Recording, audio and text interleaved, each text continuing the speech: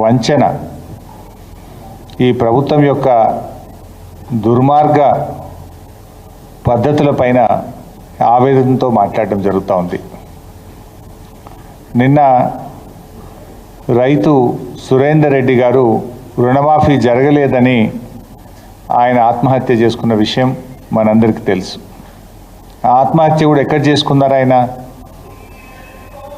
మేడ్చల్లో వ్యవసాయ శాఖ కార్యాలయం ముందు చెట్టుకు ఊరేసుకొని చనిపోయారు. అంటే 9 నెలల కాంగ్రెస్ పార్టీ ప్రభుత్వ పాలన రైతుల పాలిట యమపాశంగా మారింది. దానికి సాక్ష్యం సురేందర్ రెడ్డి గారి ఆత్మహత్య. సురేందర్ రెడ్డి గారు తన ఆత్మహత్య ప్రెస్ నోట్లో చాలా స్పష్టంగా ఆయన రాయడం జరిగింది. ఆయన సూసైడ్ నోట్ ఒకసారి చూసినట్టయితే బ్యాంకు పాస్బుక్ మీదనే ఆయన సూసైడ్ నోట్ కూడా రాశారు. ఇందులో చాలా స్పష్టంగా రాశారు ఈ సూసైడ్ నోట్లో, నా చావుకి కారణం క్రాప్ లోన్ కాకపోవడము, నా చావుకు కారణం క్రాప్ లోన్ చిచ్చు అనే పదం కూడా రాశాడు.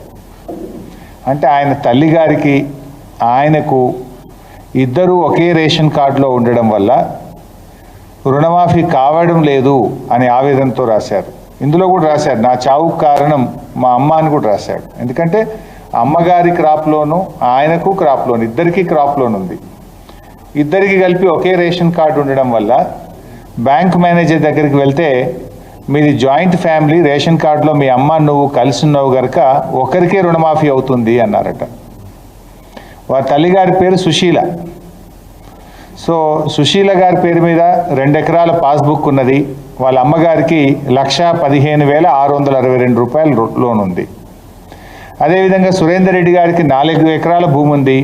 ఆయన పాస్బుక్ మీద 1,92,443 రూపాయలు రుణం ఉంది.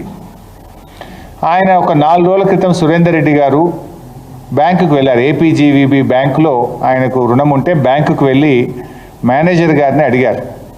మేనేజర్ గారు ఏమన్నారంటే మీ అమ్మగారిది నీది ఒకే రేషన్ కార్డులో ఉంది కనుక ఒక్కరికే రుణం మాఫీ అవుతుంది, ఇద్దరికి కలిపి 2 లక్షల రూపాయలు మాత్రమే అవుతుంది, మిగతా డబ్బు మీరు చెల్లించండి అని బ్యాంక్ మేనేజర్ అనిరుద్ధ్ గారు ఆయనకు చెప్పారు.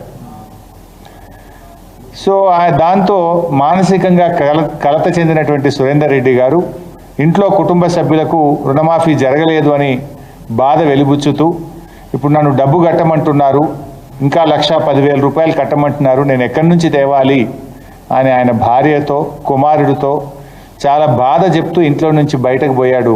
తిరిగి రాలేదు. తర్వాత చూస్తే అర్థమైంది ఏంటంటే మేడ్చల్ వ్యవసాయ శాఖ కార్యాలయం ముందు చెట్టుకు ఉరివేసుకొని సూసైడ్ నోట్ రాసి సురేందర్ రెడ్డి గారు చనిపోవడం జరిగింది. సురేందర్ రెడ్డి గారి సూసైడ్ నోట్ సాక్షిగా అడుగుతా ఉన్నారు రేవంత్ రెడ్డి గారు, నువ్వే చెప్పినావు కదా 15 ఆగస్టు నాడు ఖమ్మంకు పోయి రైతులకు రుణమాఫీ అయిపోయింది అన్నావు కదా, అయిపోయిందా? మరి అయిపోతే సురేందర్ రెడ్డి గారు ఎందుకు ఆత్మహత్య చేసుకున్నారు? మీరే చెప్పిండ్రు కదా రేషన్ కార్డుతో లింకు లేదు అని నువ్వు చెప్పినావా లేదా? నేను రుణమాఫీ గైడ్లైన్స్ వచ్చిన రోజే అసెంబ్లీలో ప్రెస్ మీట్ పెడితే నేను ప్రెస్ మీట్ పెట్టిన కొద్ది గంటల్లోనే ప్రభుత్వం నుంచి నోట్ వచ్చింది. ఏమని? రుణమాఫీకి రేషన్ కార్డుతో లింకు లేదు అన్నారు. కానీ లింకు ఉన్నది కనుకనే గైడ్లైన్స్లో ఉన్నది కనుకనే బ్యాంక్ మేనేజర్ అనిరుద్ధ్ మీ ఇద్దరికి కలిపి రేషన్ కార్డులో ఒక్కరికి మాత్రమే రుణమాఫీ అవుతుంది, 2 లక్షలు మాత్రమే అయిద్దంటేనే కదా సురేందర్ రెడ్డి ఆత్మహత్య చేసుకున్నది. అంటే ప్రభుత్వం చెప్పుతున్న మాటలకు చేతలకు పొంతన లేదు అని చాలా స్పష్టంగా మనకి ఈరోజు అర్థమవుతా ఉంది. రుణమాఫీ లబ్ధిదారులను ఆంక్షల పేరుతో నువ్వు పన్నిన పన్నాగం ఇవాళ రైతుల మెడకు ఉరితాడైంది. నువ్వు రాజకీయంగా బ్లఫ్ చేద్దామనుకున్నావు, నీ బ్లఫ్కు మూల్యం ఇవాళ సురేందర్ రెడ్డి గారి చావు, సురేందర్ రెడ్డి గారి మరణం. ఇవాళ సురేందర్ రెడ్డి గారి లెటర్లోని సూసైడ్ నోట్లోని ప్రతి అక్షరం నీ దురాగతాన్ని, నీ రాజకీయ దివాలా కోరుతనాన్ని, నీ నగ్న స్వరూపాన్ని ఇలా బజార్లో నిలబెట్టిందని చెప్పక తప్పదు. ఈ సూసైడ్ లెటర్ నీ 9 నెలల దుష్ట పాలన మీద తెలంగాణ రైతులు రాసిన పంచనామా ఇది. ఇలా నీ పాలనలో ఈ రోజు వరకు రాష్ట్రంలో 475 మంది రైతులు ఆత్మహత్య చేసుకున్నారు. నువ్వు గతంలోనే అడిగినావు, లిస్ట్ ఉంటే పంపండి అన్నావు. గంట సేపట్టే నీకు లిస్టు పంపినా, కానీ ఏ ఒక్క రైతును కూడా మీరు ఆదుకోలేదు. ఎందుకు జరిగిందో కూడా మీరు ఈరోజు చెప్పినటువంటి పరిస్థితి లేదు. అంటే నీ పాలన ఎట్లుందంటే ఎన్నికల ముందు ఒక మాట, కుర్చీ ఎక్కినాక ఇంకో మాట, బడ్జెట్లో ఒక మాట, పార్లమెంట్ ఎన్నికల ముందు ఒక మాట, పార్లమెంట్ ఎన్నికలు అయ్యాక ఇంకొక మాట, పూటకో మాట. నీది పొద్దుతిరుగుడు పువ్వు కంటే వేగంగా మారుతూ ఉన్నావు. ఊసర వెల్లులు కూడా నిన్ను చూసి సిగ్గుపడతా ఉన్నాయి. ఇప్పుడు ఎన్నికల ముందు ఏం చెప్పినావు? పరిగెత్తండి, అప్పులు తెచ్చుకోండి, నేను రాగానే డిసెంబర్ 9 నాడు 2 లక్షల రుణమాఫీ చేస్తాను.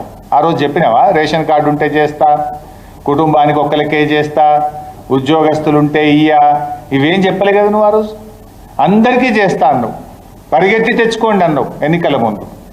ఎన్నికలు అయ్యాక ఏమన్నావు? ఒకసారి నువ్వు 1 సంవత్సరం కడుపు కట్టుకుంటే చాలు 49,000 కోట్లు మాఫీ చేసేస్తా అన్నావు.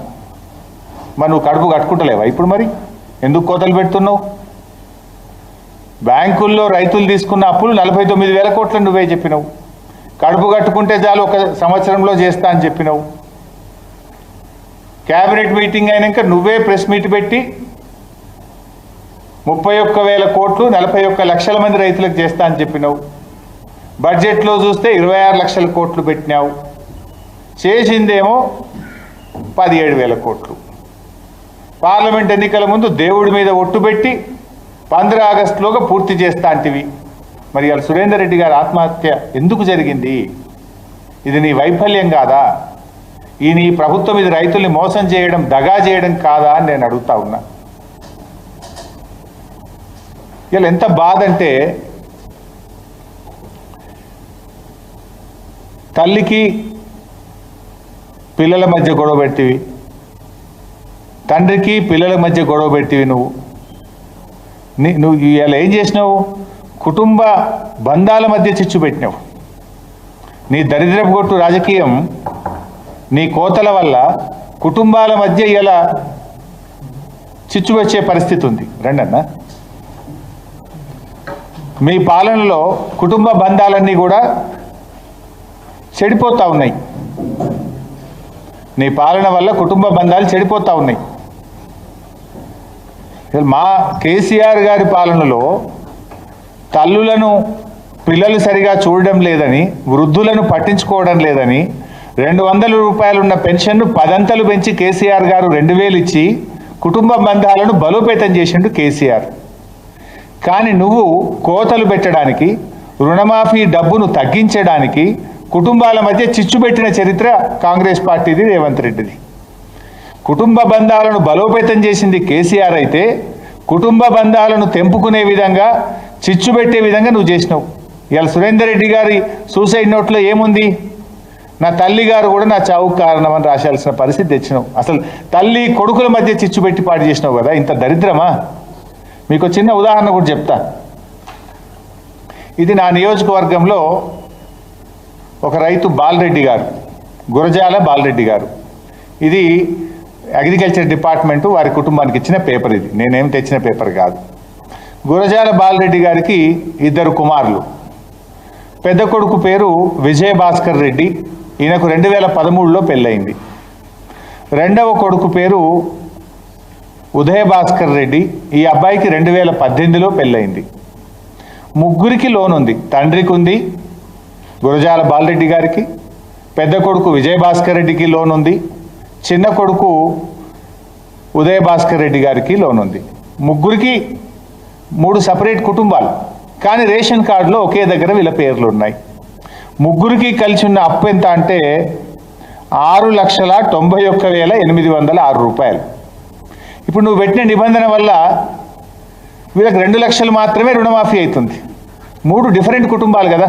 2013లో ఒకరికి పెళ్ళయింది, 2018లో ఒకరికి పెళ్ళయింది. తండ్రి, ముగ్గురి భూములు వేరు, ముగ్గురి కమతాలు వేరు, ముగ్గురి వ్యవసాయం వేరు, ముగ్గురి అప్పు వేరు.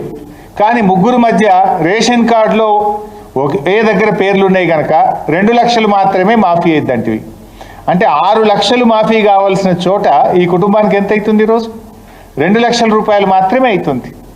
ఈ రైతు పేరు గురజాల బాలరెడ్డి, గ్రామము జక్కాపూరు, జిల్లా సిద్దిపేట జిల్లా. ఇంత స్పష్టంగా ఆధారాలతో సహా చూపిస్తున్నాం.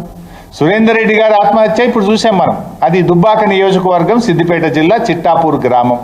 తల్లిది అతని రేషన్ కార్డు ఒక దగ్గర ఉండడం వల్ల ఇవాళ సురేందర్ రెడ్డి గారి చావుకి ఈ ప్రభుత్వం కారణమైంది. నిజంగా ఇది సురేందర్ రెడ్డి గారి ఆత్మహత్య కాదు, ఇది ప్రభుత్వ హత్య. ఈ ప్రభుత్వం చేసిన దగ. ఇవాళ బాలరెడ్డి గారి కుటుంబంలో 6 లక్షల రుణమాఫీ కావాల్సిన చోట కేవలం 2 లక్షలే అవుతుంది. 4 లక్షల రూపాయలు ఇలా కుటుంబం మీద భారం పడుతుందంటే ఇది ప్రభుత్వం రైతుల్ని దగా చేయడం కాదా? ఇది ప్రభుత్వం రైతుల్ని మోసం చేయడం కాదా అని నేను అడుగుతా ఉన్నా. ఇంకా బాధ ఏంటంటే ఈరోజు రుణమాఫీ విషయంలో మీరు చూస్తే ఎన్ని ఇబ్బందులు ఉన్నాయంటే 31 రకాల సమస్యలు ఉన్నాయండి. ఇవి రుణమాఫీ జరగకపోవడానికి కారణాలు ఏంటి అంటే 31 ప్రాబ్లమ్స్ ఉన్నాయి. ఇందులో అన్ని డీటెయిల్స్ కూడా ఉన్నాయి నా దగ్గర.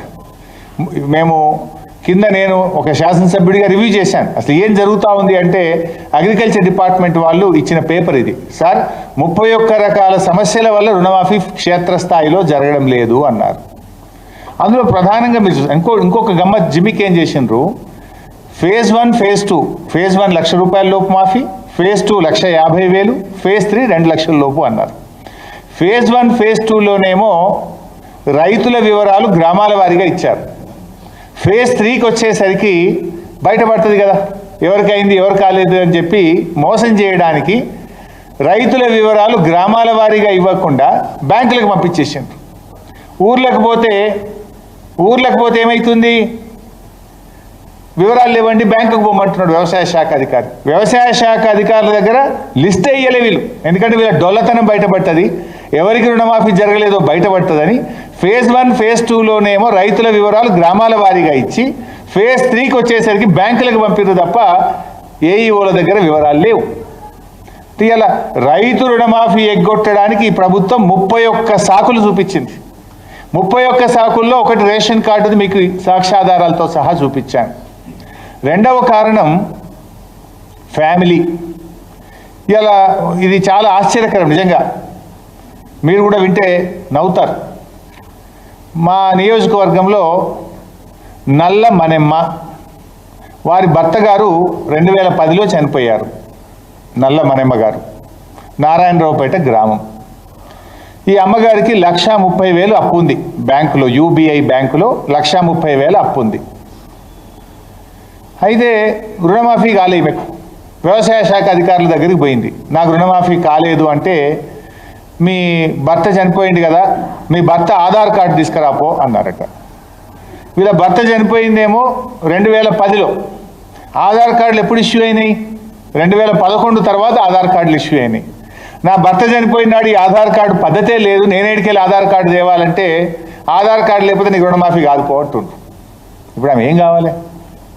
యాడికెళ్ళి తేవాలి ఆధార్ కార్డు? భర్త చనిపోయింది 2010లో, 15 ఏళ్ల కింద భర్త చనిపోతే ఇప్పుడు ఆధార్ కార్డు లేదు, నీ భర్తకు ఆధార్ కార్డు లేదు కనుక నీకు రుణమాఫీ కాదు పోంటురట. ఇగో ఇది ప్రభుత్వ తీరు. ఇంకో విషయం, కుంబాల సిద్ధారెడ్డి గారు, ఈయన వయసు 51 సంవత్సరాలు. కారణం ఏదైనా పాపమైన పెళ్లి చేసుకోలే, ఒంటరిగానే జీవిస్తున్నాడు కుంబాల సిద్ధారెడ్డి గారు. ఈయనకు 1,99,000 రూపాయలు అప్పు ఉంది. అయితే ఇప్పుడు వ్యవసాయ శాఖ ఈయనకు రుణమాఫీ కాలే. మొన్న నాకు రుణమాఫీ కాలేదు, 1,99,000 ఉంది, 2 లక్షల దాకా అయిపోయింది అన్నారు కదా అని నా వ్యవసాయ శాఖ అధికారుల దగ్గరికి పోయిండ్రు. అరే నీ భార్య పేరు కావాలన్నా, నీ భార్య ఆధార్ కార్డు తెపోంటుడట. అరే నేను పెళ్ళే చేసుకోలే, యాడికెళ్ళి ఇవ్వాలని ఈయన అన్నాడట. భార్య లేకపోతే నీకు రుణమాఫీ కాలిపోంటురట. అంటే ఫ్యామిలీని కలపాలి కదా మేము, నీ భార్య ఆధార్ కార్డు లేకపోతే నీకు ఎంపడు. ఇప్పుడు 51 ఏళ్ళకి నాకు ఎవడు పిల్లని ఇవ్వాలి, నేను ఎట్లా పెళ్లి చేసుకోవాలి, నేను ఆధార్ కార్డు యాడికెళ్ళి తెత్తున్నా, రుణమాఫీ ఎట్లా కావాలని చెప్పి పాప మా కుంబాల సిద్ధారెడ్డి నా దగ్గరికి వచ్చి ఏడ్చుకుంటూ చెప్పుకున్నాడు. ఇప్పుడు ఆయనకి పెళ్లి చేస్తుమా ఏం చేస్తాం మరిగా? ఇప్పుడు పెళ్లి చేసుకోకపోవడం కూడా ఒక కారణమా రైతు రుణమాఫీ కాకపోవడానికి? ఇంకొక రైతు, ఇట్లా కొన్ని 100 ఎగ్జాంపుల్స్ చెప్పగలుగుతాను మీకు నేను. ఆ అబ్బాయి పేరు చాట్లపల్లి హరీష్. ఈ అబ్బాయి వయసు 30 సంవత్సరాలు.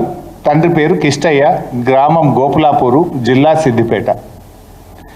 అబ్బాయి ఇక్కడనే ఉండే, మొన్న ఏది రుణమాఫీ జరిగేటప్పుడు ఇక్కడ ఉండే.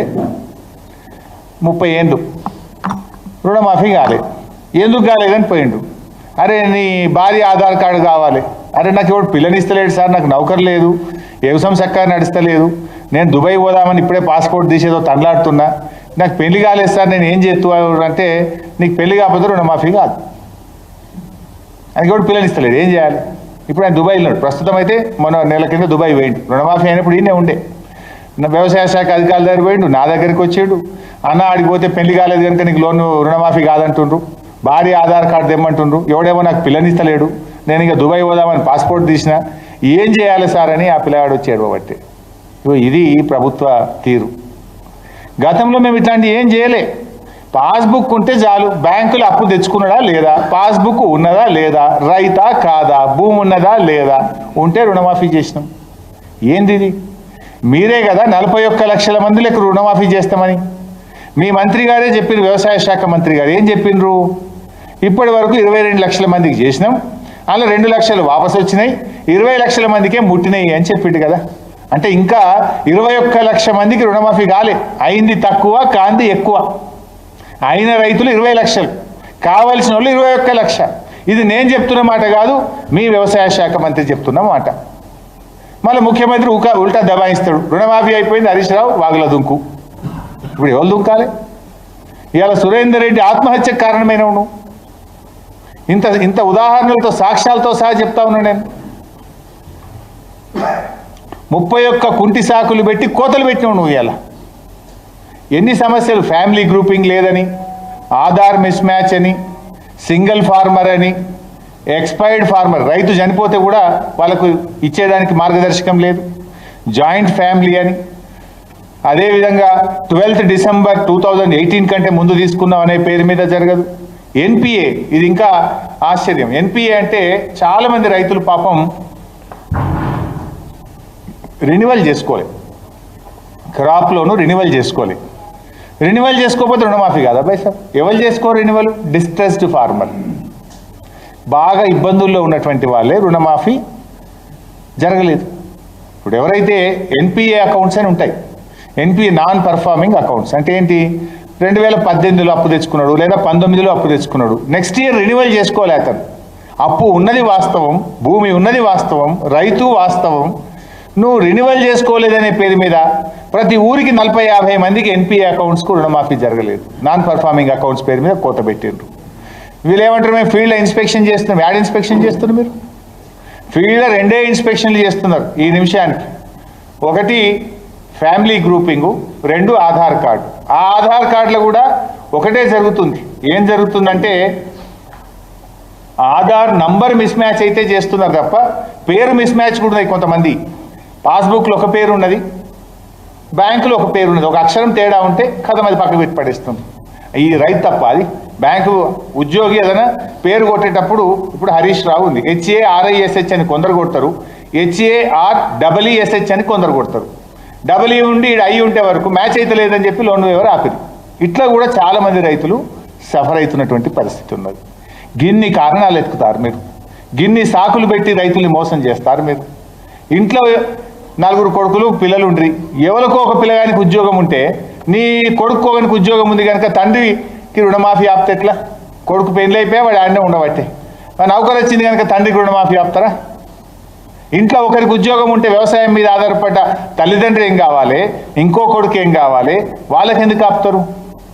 అంటే డేట్ల పేరు మీద కొన్ని, ఎన్పిఏ పేరు మీద కొన్ని, ఫ్యామిలీ పేరు మీద కొన్ని, ఒంటరి రైతులు పేరు మీద కొన్ని, రైతు చనిపోవడం మీద కొన్ని, ఆధార్ మిస్ మ్యాచ్ మీద కొన్ని, రేషన్ కార్డు మీద కొన్ని, ఇట్లా 31 రకాల సాకులు పెట్టి కోతలు కోతలు కోతలు పెడతా ఉన్నారు.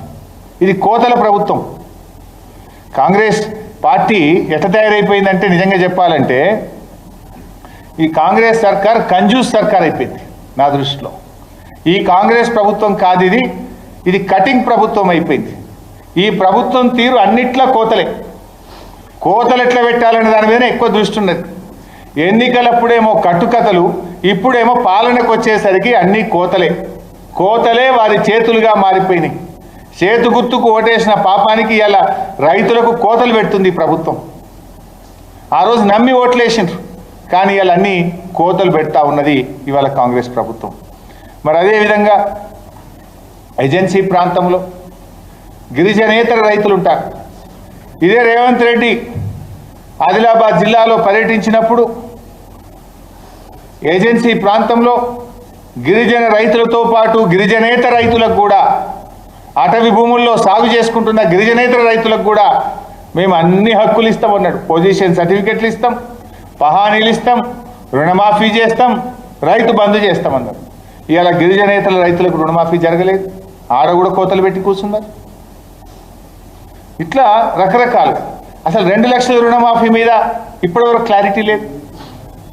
చాలామంది రైతులు పోయి 2 లక్షల పైన ఉన్న డబ్బు కట్టేసిండ్రు. కొంతమంది 2.5 లక్షలు ఉంటే 50,000 కట్టిండ్రు, కొంతమంది 30,000 అప్పు తెచ్చి 3 రూపాయల మెత్తికి 2 రూపాయల మెత్తికి తెచ్చి 2 లక్షల పైన ఉన్నటువంటి వాళ్ళు కట్టిండ్రు. వాళ్ళకి అటు రుణమాఫీ అయితే లేదు, మిత్తి భారం పెరుగుకుంటబోతున్నది. దీనికి ప్రభుత్వం ఇచ్చే సమాధానం ఏంటి? Where is the guide lines? నిన్న మంత్రి తుమ్మల గారు ఎక్కడో కారు మీద నిలబడి మాట్లాడుతున్న వీడియో సోషల్ మీడియాలో చదివాను. ఇప్పుడే కట్టకుండ్రి తర్వాత కట్టుండ్రి అని ఆయన మాట్లాడుతున్నాడు. అది నోటి మాట, సర్క్యులర్ ఏది, గైడ్ లైన్స్ లేది. ముఖ్యమంత్రి ఏమంటాడంటే 2 లక్షల మీద ఉన్న వాళ్ళంతా పోయి కట్టుండ్రి అని ముఖ్యమంత్రి చెప్తున్నాడు. వ్యవసాయ మంత్రి ఏమో కట్టకుండ్రి జరాగుండ్రి అని వ్యవసాయ మంత్రి చెప్తుండ్రు. ఎవరిది నమ్మాలి? ముఖ్యమంత్రిది నమ్మాలనా? వ్యవసాయ మంత్రిది నమ్మాలనా? ఏంటి ఆ గైడ్ లైన్స్ ఏంటి? రేషన్ కార్డు సంబంధం లేదని నోటి మాట చెప్తుంది. గైడ్ లైన్స్లో ఏమో రేషన్ కార్డు పెట్టి సురేందర్ రెడ్డి సావుకు కారణమవుతుంది. సురేందర్ రెడ్డి చంపిందే కాంగ్రెస్ ప్రభుత్వం. స్పష్టమైన గైడ్ లైన్స్ లేక రేషన్ కార్డు నిబంధన పెట్టడం వల్ల ఇలా సురేందర్ రెడ్డి చావుకు ఈ కాంగ్రెస్ ప్రభుత్వం కారణమైంది. ఇప్పుడు 2 లక్షల పైన వాళ్ళకు కూడా క్లారిటీ ఏది? వాళ్ళు ఎందుకు కట్టాలి అసలు? వాళ్ళు మళ్ళీ అప్పు తేవాలన్నా? వాళ్ళు ఇప్పుడు ఇందాక నేను గురజాల బాలరెడ్డి గారి ఉదాహరణ చెప్పిన 6,90,000 రూపాయలు ఉంది. ఇప్పుడు 4,90,000 బయట అప్పు తెచ్చి కడితే వాళ్ళకి 2 లక్షలు ఇస్తా అంటున్నావు. నువ్వు యాడికి వెళ్ళి తేవాలి 4,90,000? నువ్వు ఇచ్చే 2 లక్షలు ఇయ్యి. నువ్వు డైరెక్ట్గా బ్యాంకుల అకౌంట్లు వేయకుండా ఎందుకు బోకాలకు బోడగుండుకు ముడిపెడుతున్నావు? ఎందుకు మిగతా డబ్బు కట్టాలంటున్నావు? ఎందుకు రైతుల ఉసురు పోసుకుంటున్నావు? అవసరమేంది? నువ్వు ఇచ్చిన మాట ప్రకారంగా 2 లక్షల వాళ్ళ అకౌంట్లు వేసేయి. ఎప్పుడు వేస్తావు? ఎందుకు వేయడం లేదు? ఎందుకు క్లారిటీ చెప్పడం లేదు? ముఖ్యమంత్రి కట్టమంటాడు, వ్యవసాయ మంత్రి కట్టద్దంటాడు. ఎవరి మాట నమ్మాలి? రైతులను, రాష్ట్ర ప్రజల్ని అయోమయానికి గురి చేస్తున్నావు కదా నువ్వు. ఇవాళ ఈ రకంగా ఇబ్బంది పెడుతున్నటువంటి పరిస్థితి. నిన్న సురేందర్ రెడ్డి గారు చనిపోయిన పైసా ఎవరైనా రాష్ట్ర ప్రభుత్వం తరఫున కనీసం పరామర్శించిందా? ఆ జిల్లా మంత్రో, వ్యవసాయ మంత్రో, ముఖ్యమంత్రో ఓ పరామర్శను, ఒక ఖండనను, రైతులకు భరోసా ఇవ్వడానికి, ధైర్యం నింపడానికి, అరే ధైర్యం కోల్పోకండి, మేము ఉన్నాం, మేము రుణమాఫీ చేస్తాం అని రైతన్నలకు ఒక పిలుపునందించిండ్రా? విచారం వ్యక్తం చేసిండ్రా? ధైర్యాన్ని నింపే ప్రయత్నం చేసిండ్రా? ఏమీ చేయరు. మీకు పట్టే లేదు అసలు రైతులంటే.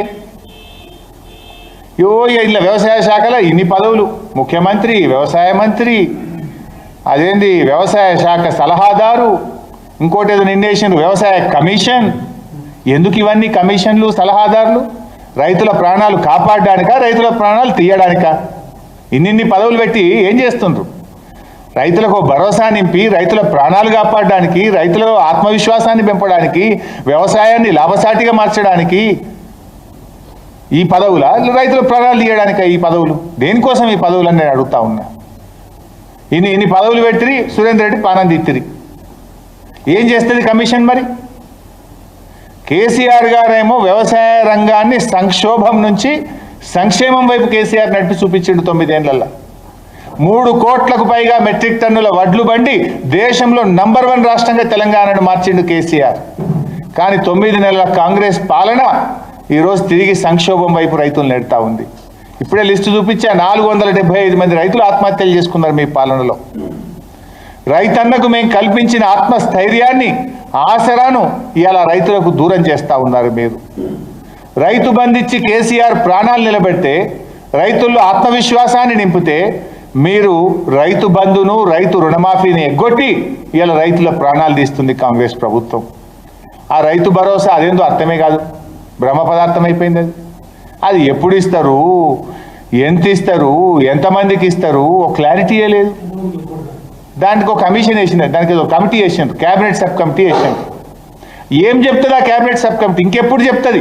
జిల్లాలు తిరుగుతామంటారు, అసెంబ్లీలో పెడతామంటారు, రైతు భరోసా ఇస్తామంటారు. ఇక నెల 2 నెలలు అయితే యాసంగి పంట స్టార్ట్ అవుతుంది. నెల 2 నెలలు అయితే యాసంగి పంట షురు అవుతుంది. మరి యాసంగి పంట స్టార్ట్ అయినాక వానాకాలం పెట్టుబడి సాయం చేస్తారా? పెట్టుబడి సహాయానికి అర్థం తెలుసా మీకు? పంటకు పెట్టుబడి సహాయం అది. దుక్కి దున్నడానికో, నార్లు వేయడానికో, నాట్లు వేయడానికో, కలుపు తీయడానికో, ఎరువుల మందు వేయడానికో ఇవ్వాల్సిన డబ్బు. దుక్కి దున్నుడైపోయింది, నాట్లు ఓసుడైపోయింది, నాట్లు వేసుడైపోయింది, యూరియా డిఏపి మందులు వేసుడు అయిపోయింది. ఇక కోత మాత్రమే మిగిలింది. ఇంకెప్పుడు ఇస్తారు రైతు భరోసా? ఎన్నడిస్తారు రైతు భరోసా? ఎంతమందికి ఇస్తారు? ఎంతమందికి ఎగబెడతారు? ఎంత ఇస్తారు? ఏమైంది ఆ క్యాబినెట్ సబ్ కమిటీ? నేను అడుగుతా ఉన్నా. ప్రతి ఏటా కేసీఆర్ గారు 7,500 కోట్లు ఏ రైతు దరఖాస్తు పెట్టకుండా, ఏ రైతు రోడ్డు మీదకి రాకుండా, ఎవరు ప్రశ్నించకుండానే కేసీఆర్ గారు 11 విడతల రైతు బంధు ఇచ్చారు. రైతులు రోడ్లు ఎక్కుతున్నా, రైతులు మిమ్మల్ని అడ్డుకుంటున్నా ఇప్పటికీ మీరు మీ రైతు బంధు రాకపోయే. ఇంకేనడిస్తారు రైతు బంధు? రైతు బంధు రాకపోయే, రుణమాఫీ సగం కూడా కాకపోయే. ఇదే కదా మీరు చేసింది. ఇంకా దీనికి ఏదో పెద్ద పెద్ద మాటలు మాట్లాడుతుంటారు. రైతుల బోనస్ బోగస్ అయిపోయింది. ఆ రోజు అన్ని పంటలకు బోనస్ అన్నారు. మేనిఫెస్టోలో దొడ్డు వడ్లకు బోనస్ అని పెట్టిండ్రు. గవర్నమెంట్లోకి వచ్చినాక సన్నాలకే బోనస్ అని మాట్లాడుతున్నారు. అసలు సన్నాలకు బోనస్ అని ఎవడని అంటాడే? సన్నాసులు తప్ప ఎవడన్నాడు? ఎందుకంటే సన్నాలకు ఎంఎస్పి కంటే బయట ఆల్రెడీ మాకు ఎక్కువ ధర వస్తూనే ఉంటుంది. నువ్వు ఇచ్చేదేంటి? మేనిఫెస్టోలోనేమో దొడ్డు వడ్లకి బోనస్ అని రాసినావు. మేనిఫెస్టోలో ఇచ్చుడు కాడికి వచ్చే వరకు సన్నాలకు బోనస్ అని ఎగబెట్టివి. మిగతా పంటల గురించి మాట్లాడకనే పోతివి. బోనస్ బోగస్ అయిపోయా, రైతు భరోసా అని దగా చేస్తేవి, రుణమాఫీ సగం కూడా కాకపోయా. ఇది నీకు రైతుల పట్ల ఉన్న చిత్తశుద్ధి.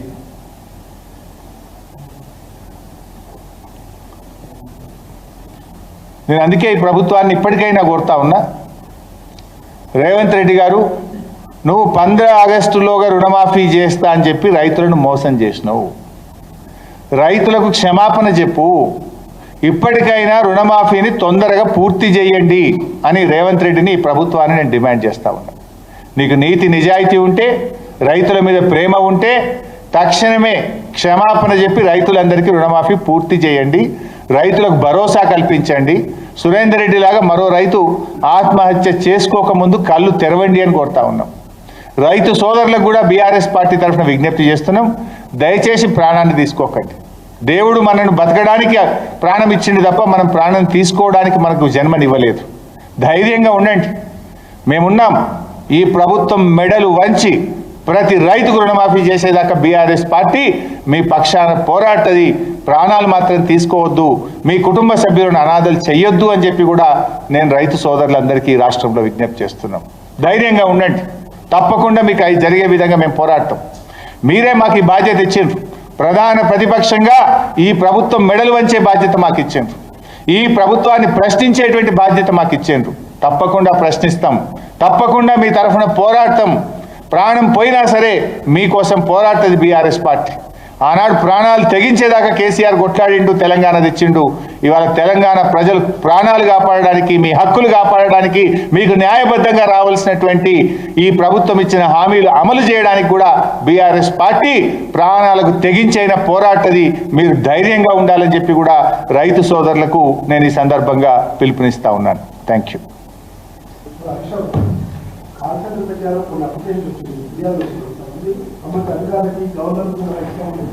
ఎస్, ఇప్పటి వరకు దాదాపు 130,000కు పైగా మా కాల్ సెంటర్కి కూడా వచ్చాయి.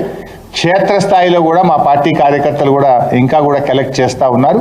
వీటన్నిటినీ రాష్ట్ర గవర్నర్ గారికి, రాష్ట్ర చీఫ్ సెక్రటరీ గారికి, ప్రభుత్వానికి అందిస్తాం.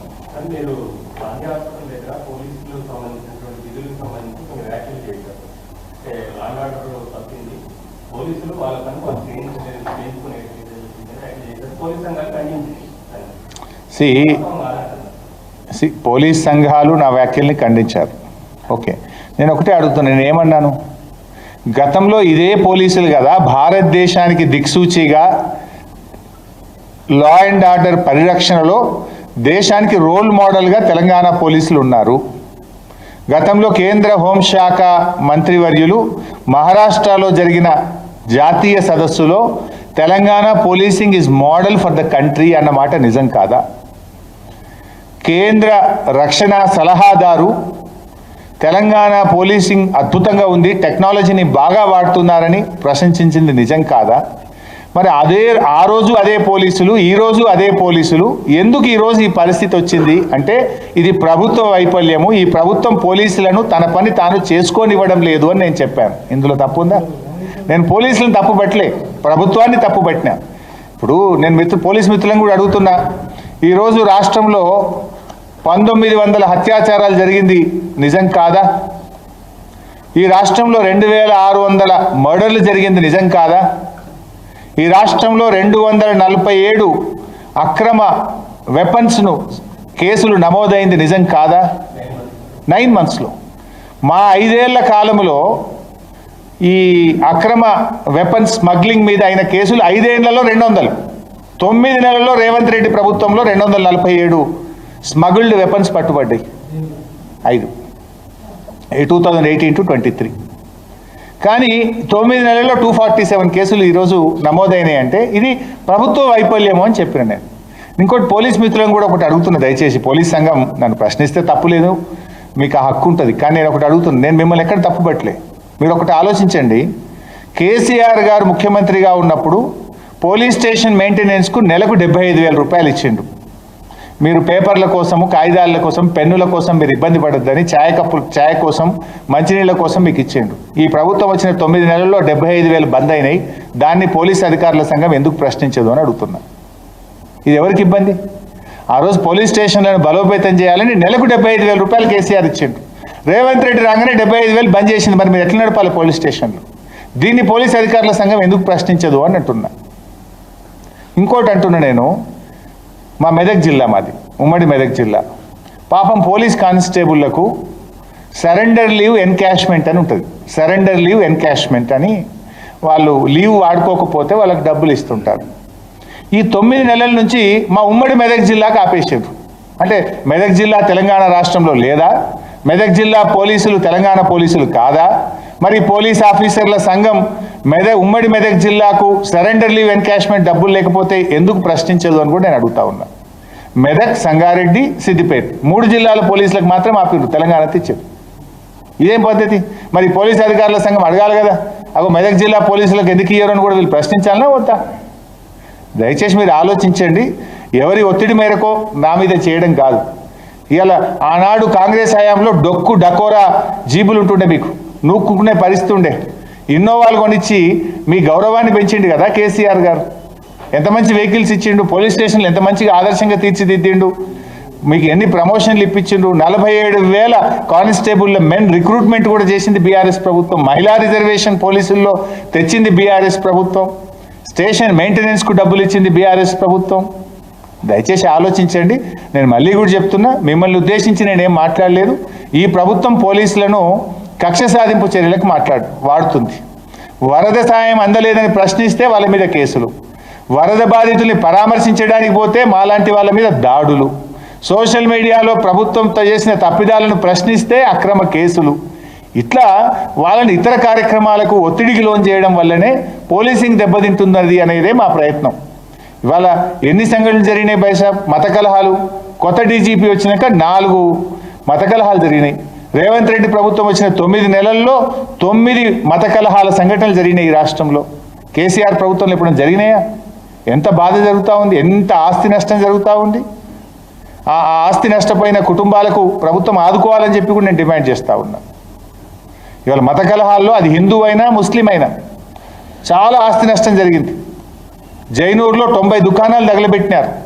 అది ఎవరిదైనా సరే అది ప్రభుత్వ వైఫల్యం వల్ల జరిగింది. పోలీస్ వైపులను సరిగ్గా ప్రభుత్వం ఇన్స్ట్రక్షన్ ఇవ్వకపోవడం వల్ల జరిగింది. అందువల్ల ఆ హిందూ అయినా ముస్లిం అయినా మత కలహాల్లో ఆస్తి నష్టం ఎక్కడైతే జరిగిందో ఆ కుటుంబాలను ఆదుకోవాలి, ప్రభుత్వం సహాయం చేయాలని చెప్పి డిమాండ్ చేస్తూ ఉన్నాం. Thank you.